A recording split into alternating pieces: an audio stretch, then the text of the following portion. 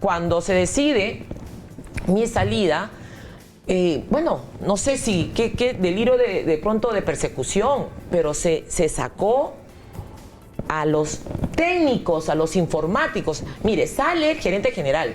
Bueno, entendemos que ahí podría buscar su persona de confianza. Sale el director de operaciones encargado de todo el proceso de pasaportes, pero además de todas las jefaturas zonales. Rosana, gracias por estar acá. Muchísimas gracias por la invitación. ¿Me puedes explicar, Rosana, qué diablos es lo que ha pasado acá? Es decir, te lo digo por lo siguiente, porque la imagen que yo tuve en determinado momento de migraciones, en medio de la pandemia, es que esto estaba cambiando. Es decir, se estaba modernizando, había equipo, había tecnología, había preocupación por la atención al ciudadano. O sea, uno iba a migraciones y se sentía bien atendido, es decir, se sentía un respeto, ¿no es cierto? Y de repente todo se derrumbó, no hay pasaportes. ¿Qué pasó? Bueno, primero que todo yo quiero lamentar profundamente las imágenes que hemos podido apreciar, las personas desesperadas, personas que han pagado incluso por ese trámite. Entonces, si uno paga, lo que corresponde es recibir su pasaporte. Si tiene cita, es ser atendido. Pero además hay situaciones de emergencia que tienes que tener posibilidades de atender. Todo país debe contar con un stock de emergencia para poder salir a un proceso. Cuando nosotros se levantan estos vuelos, nosotros empezamos con 300 pasaportes. Luego la demanda, a raíz justamente de la noticia de que se podían vacunar, se incrementa y nosotros incrementamos las citas a 1.200 por día. Luego no era suficiente porque todo ese mes ya se llenaban las citas, entonces ampliamos a 2.000, luego a 3.000 y dijimos, tenemos que atender 24 horas. Conversamos, hicimos gestiones con el ministro del Interior, él a su vez con el presidente de la República entonces, y nos autorizaron la entrega de citas 24 horas, de tal manera que cuando había el toque de queda, las personas llegaran con su cita, si la policía los detenía y pudieran ver que se estaban dirigiendo a migraciones. De igual manera, nosotros lo que hicimos es incrementar la oficina de migraciones del aeropuerto, para que de 30 personas que antes de la pandemia se atendían, pudieran atenderse 400 personas sin perder el vuelo. Pero no solamente está en contar con un pasaporte para viajar en ese momento. La gente necesita su pasaporte, primero porque es un derecho. Ellos han pagado y requieren de ese servicio. Segundo, porque pueden generar cualquier tipo o realizar cualquier tipo de derechos fundamentales. Este es un servicio del Estado peruano. Y ver esta situación de desconcierto, además de carencias, y más aún, pretender justificar responsabilizando una gestión de hace 6 meses, es realmente preocupante. Como sabemos, y yo lo he mencionado en diferentes medios de comunicación, nosotros empezamos de entregar esos 800, luego 1.200 desde marzo. Sin embargo, las citas se iban llenando, sacábamos trimestralmente y las citas seguían llenándose. Ampliamos a 24 horas los 7 días de la semana. Exitosa. Eso significó que lo que teníamos previsto, porque nosotros recibimos 700.000 en una compra del 2019. 700.000 pasaportes tenían. Pero además el stock de seguridad que debe tener un país para no quedarse en una situación de esta naturaleza. Por lo tanto, nuestro proceso se inició con un estudio de mercado, pero antes de eso se realizaron los informes para poder saber cómo iba el avance de las atenciones y cómo iba reduciéndose los pasaportes. Y entonces conversamos con Cancillería, estábamos de acuerdo, nosotros teníamos mayor urgencia que ellos e hicimos las consultas y coordinaciones con la OASI y presentamos el mismo proyecto de términos de referencia que se habían utilizado en el 2019. Y aquí quiero hacer un paréntesis. En el 2019 nosotros hicimos una compra a través de la OASI.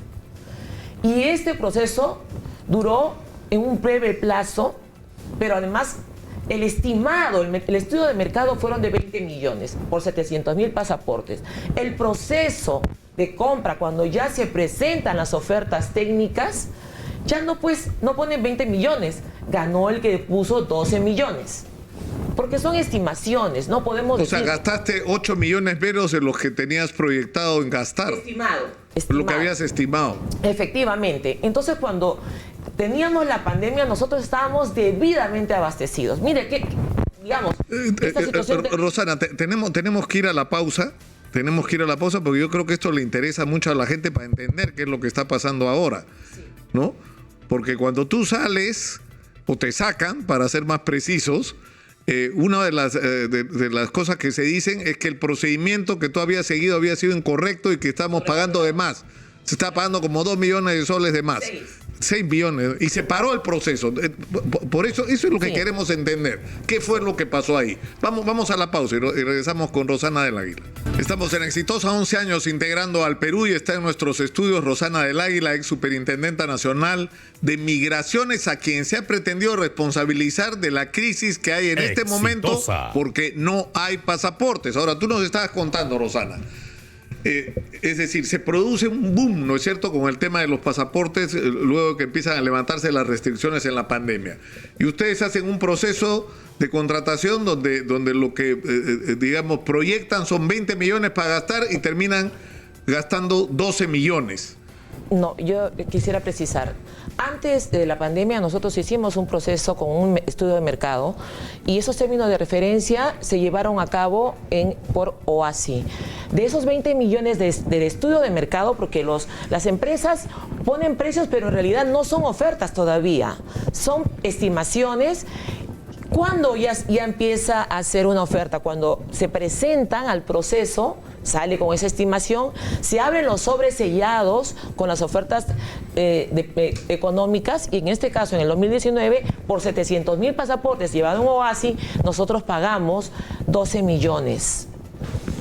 En esa oportunidad, OASI tuvo una confusión respecto a cobros a nosotros. Nosotros no pagamos un solo centavo por ese proceso a OASI. Pero no lo hicimos porque ellos tenían una dificultad de confusión contable. Sin embargo, esos mismos términos de referencia se iban a utilizar para la compra a través de OASI, porque nosotros habíamos incrementado, claro, y lo que iba a terminarse en julio o agosto de 2022 con atenciones de 12 horas, se empezó a reducir este abastecimiento al entregar 24 horas durante los 7 días de la semana en migraciones. O sea, que tenías que adelantar la adquisición porque si no te iba a ocurrir lo que está pasando ahora. Así es. Entonces, que te quedes sin pasaporte. Como esa decisión fue tomada en junio, las 24 horas, los 7 días de la semana, se empezaron a hacer los informes respectivos de las áreas usuaria, área tecnológica. Y sale ya administración con un estudio de mercado en agosto del 2021. Ese estudio de mercado da como referencia, nuevamente como de estudio de mercado, 20 millones para la compra del mismo número de pasaportes, 700,000. También se hace la coordinación con OASI, tal cual lo hizo Cancillería, y Cancillería está abastecida por eso. Entonces, y Cancillería en ese momento todavía no había salido a OASI como nosotros, que ya estábamos en adelanto a este proceso. Esta información la comunico, no solamente lo comuniqué a la superintendente que ingresó, sino además cuando ingresa el ministro Carrasco, nosotros damos cuenta de todas las acciones. De todo lo que estaba. Ahora, pero ¿qué es lo que ocurre? Lo que decide la nueva superintendenta es: un momentito, acá todo está mal, hay sospecha de corrupción, han pagado 6 millones de más. Y paran el proceso. Sí, pero eso hubiera podido comprenderse si yo digo, yo me voy el 29 de septiembre, y yo el 1 o el 2 de octubre, pues me reúno con todos, empiezo con mi equipo a revisar y digo, un momentito, quiero saber más. Eso no fue así. A pesar de la salida del gerente general con un informe detallado sobre los pasaportes. Luego, esto fue en octubre, luego en noviembre el director de operaciones no solamente pone alerta, sino dice, esta situación va a pasar. Y renuncia el director de operaciones, puesto que no se tomaba ninguna decisión.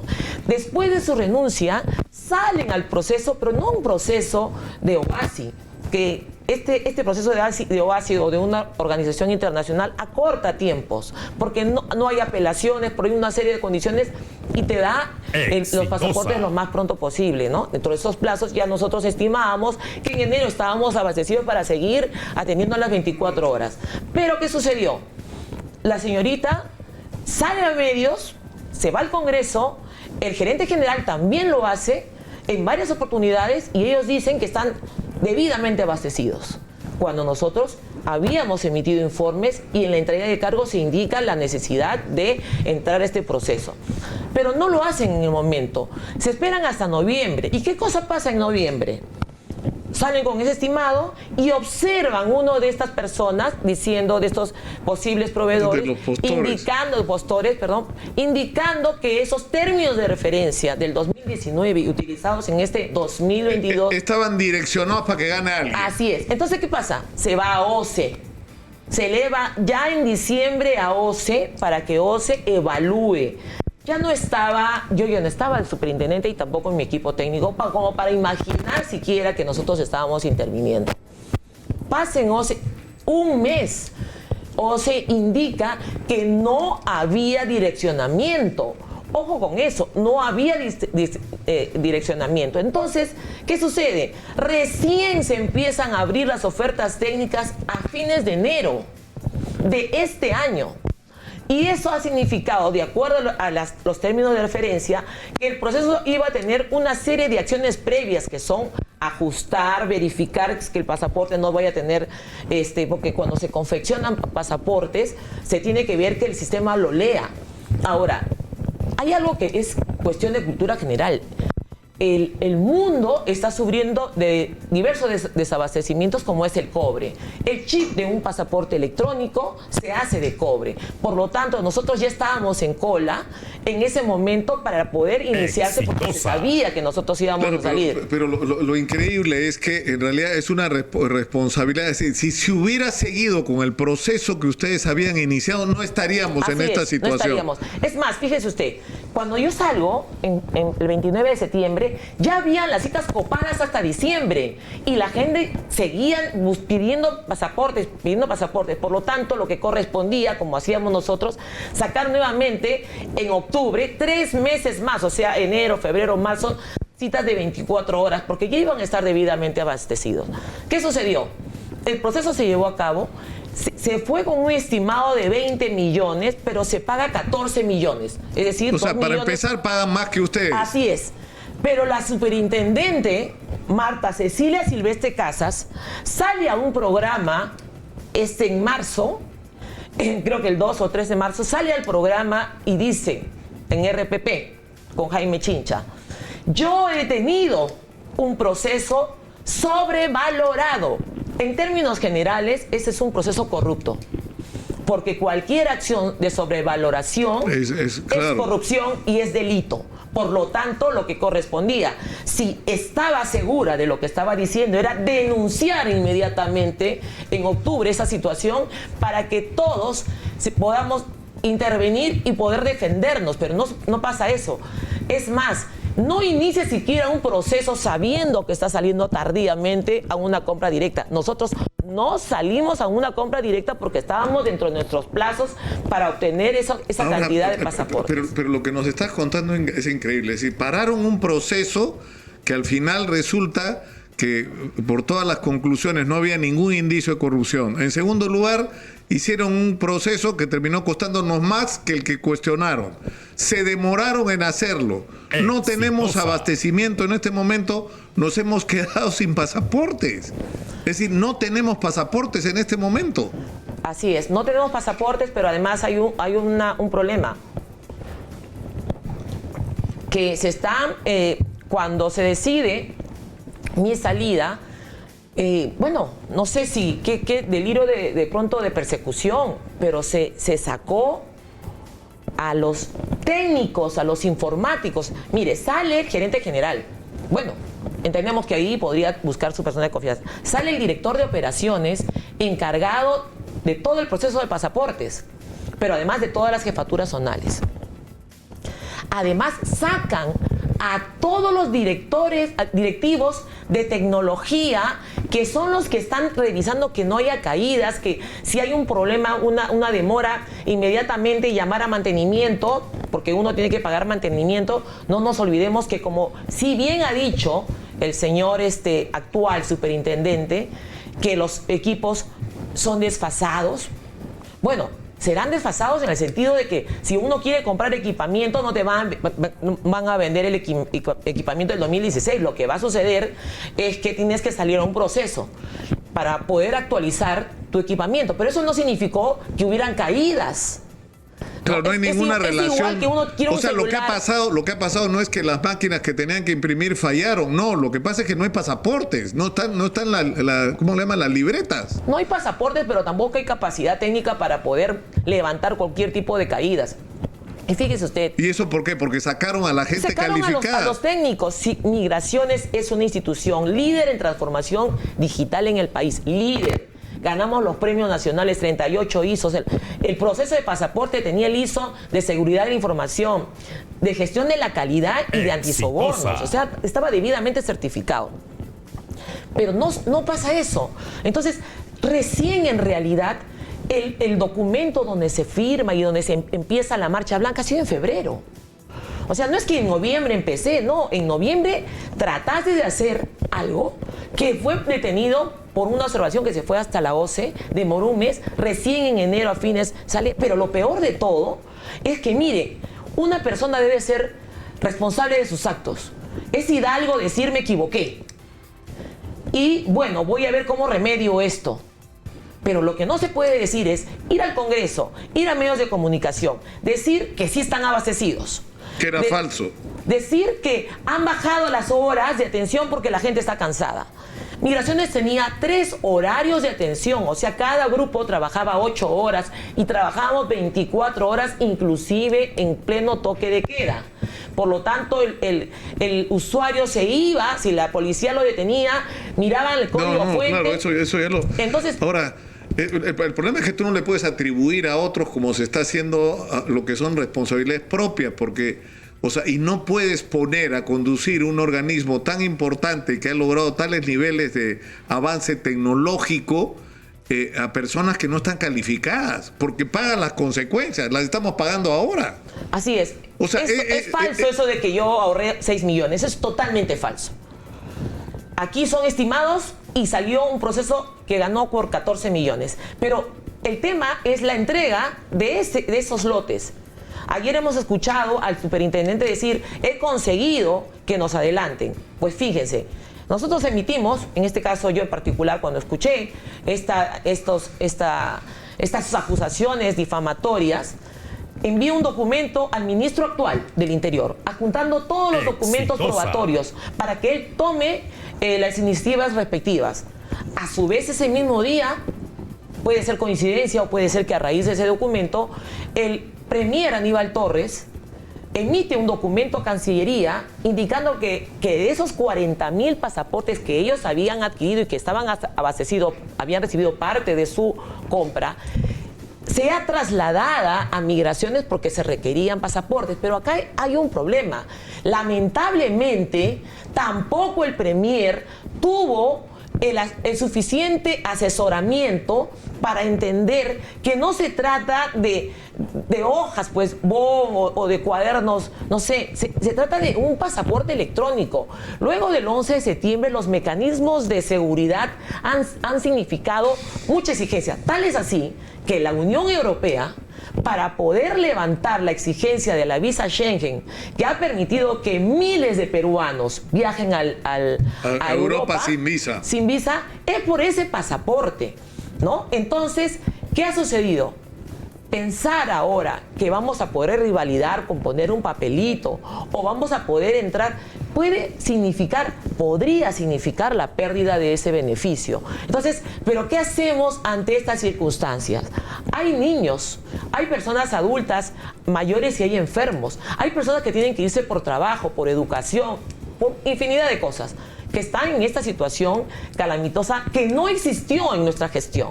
Nuestra gestión trabajó permanentemente. Yo no les voy a decir cuántas horas, pero sí les voy a decir, porque evidentemente estamos trabajando 24 horas, que ha sido un trabajo, pero que estábamos debidamente abastecidos. Fíjese, Fíjese, señor Lucar, de 300 pasaportes que entregamos cuando se levantó la pandemia, se incrementaron 1.200, después a 3.000, 4.000. Para poder hacerlo, abrimos incluso la oficina de Jorge Chávez, del Jockey Plaza. De Jockey Plaza. Usted vaya al Jockey Plaza. Yo el otro día fui a pagar mis impuestos, porque vivo en Surco, y estaba vacío. Estaba vacío. Entonces, toda esa situación también trae otra serie de consecuencias. La luz, el mantenimiento, la seguridad, etcétera, etcétera, que no podría estar en esta situación. Rosana, yo creo que está clarísimo y entiendo completamente tu indignación, sinceramente. Y te agradezco por haber estado con nosotros acá. Y esta historia no termina, ¿no? Esta historia no termina porque esto nos lleva... Esto pone el dedo en la llaga. ¿Por qué? Porque lo que hemos estado hablando todos estos meses es que no se puede nombrar en los puestos públicos a personas que participaron en tu campaña, que te pusieron la camioneta, que son del partido que te da los votos para que no te vaquen en el Congreso. Eso no se puede hacer porque se pone en riesgo la operación del Estado peruano. ¿Qué es lo que está pasando en este caso? Las malas decisiones con respecto a la Superintendencia de Migraciones nos han dejado sin pasaportes. Así es. Eso es lo que ha pasado. Yo quiero también mencionar, y gracias por darme esta oportunidad, nosotros, los que habían pagado ya para sus citas, fueron ingresos directamente recaudados, presupuesto directamente recaudado. Cuando salí, además de entregar documentos, había presupuesto en migraciones para salir al proceso que nosotros habíamos iniciado también en julio del 2021 para pensar en la compra de un nuevo sistema de pasaporte actualizado, que no significa que lo que teníamos antes no sirviera, sino que pudiéramos ampliar la cobertura de atención, es decir, poder poner todos los equipamientos a nivel nacional en todos los departamentos y así acercar al público. Esto no se ha podido hacer.